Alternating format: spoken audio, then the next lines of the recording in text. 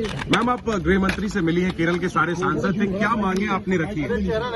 देखिए, हमने जो वहाँ की स्थिति है उससे अवगत किया है, उन्हें बताया है कि वहाँ पे किस तरह से जो हुआ, क्या क्या हुआ है और किस तरह से लोग पूरी तरह से बर्बाद हो गए, क्योंकि जो नदी है उसकी धारा ही बदल गई, तो पूरा पहाड़ चले गया उसके साथ।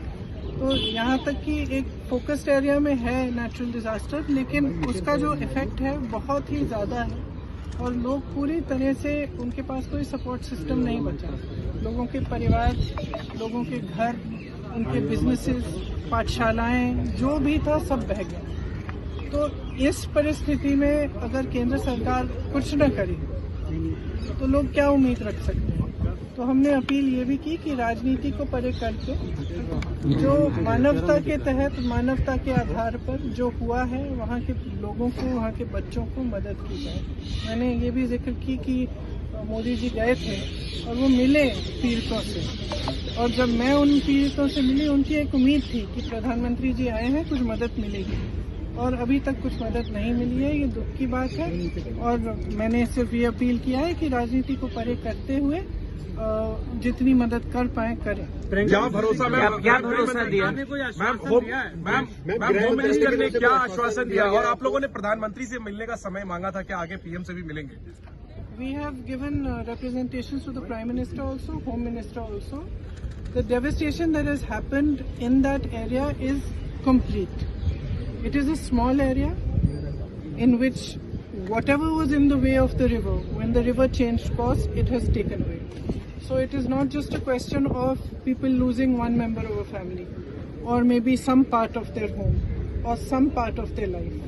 The people who are affected have lost absolutely everything.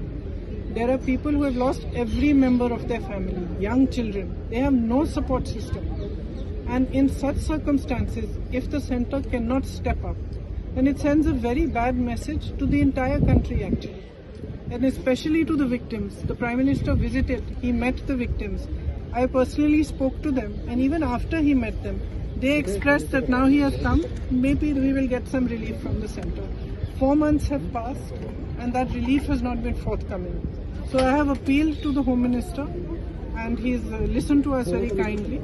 I have appealed to him that we rise above politics and truly recognize the pain and the suffering that these people have gone through. Because the suffering is immense. As I said, there are children who have lost every single member of their family. Who can they turn to if they cannot turn to Government of India, if they cannot turn for any help or assistance? Houses have been washed away. Everything has been washed away. So it is just on behalf of all the MPs of Kerala, it was our appeal to them that they should consider this very seriously and be more forthcoming with the relief so that these people can rebuild their lives. Ma'am, home minister ने क्या आप लोगों को कहा? और कल बताया जा रहा है कल शाम तक उन्होंने कहा कि कुछ डिटेल्स देंगे, क्या उन्होंने कहा है कि जो किया गया है और जो हो सकता है उन दोनों चीजों की डिटेल हमें कल शाम तक दे देंगे। तो हमने ये इच्छा व्यक्त की कि जितना भी हो सके वो कर पाए वो करें, क्योंकि स्थिति वहाँ पे काफी खराब है।